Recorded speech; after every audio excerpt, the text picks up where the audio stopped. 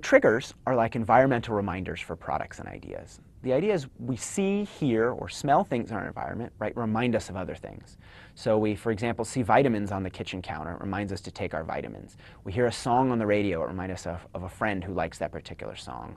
Or we smell freshly baked cookies and it reminds us of, these really great oatmeal bars our grandma might have used to make.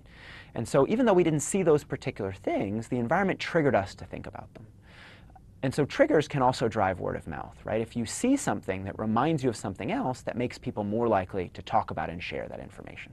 So one of my favorite examples of triggers is Rebecca Black. So a couple years ago I was teaching a group of executives, and one person tentatively raised their hand. They said, look, Professor Berger, I think your framework is great, but if it can't explain Rebecca Black, it's not worth anything. How does your framework explain Rebecca Black? And so I thought about it for a minute, and now I think I actually have an answer to share. So Rebecca Black was one of the most popular songs. Her song was one of the most popular songs of 2011. It's a song called Friday. It's all about her waking up and figuring out what breakfast cereal to eat and dealing with those big teen decisions about whether to sit in the front seat or the back seat of her friend's car.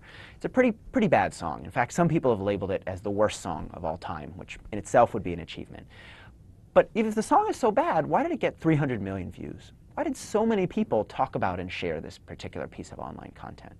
And one interesting fact that we talk about in the book, if you look at the search traffic for Rebecca Black's song, it gives you some insight into what's going on. So that song is bad every day of the week. It's not particularly good on one day versus another. But every Friday, there's a spike in search traffic for her song. Right? Every Friday is a ready trigger in the environment to remind people to think about, to search for, and to share that song.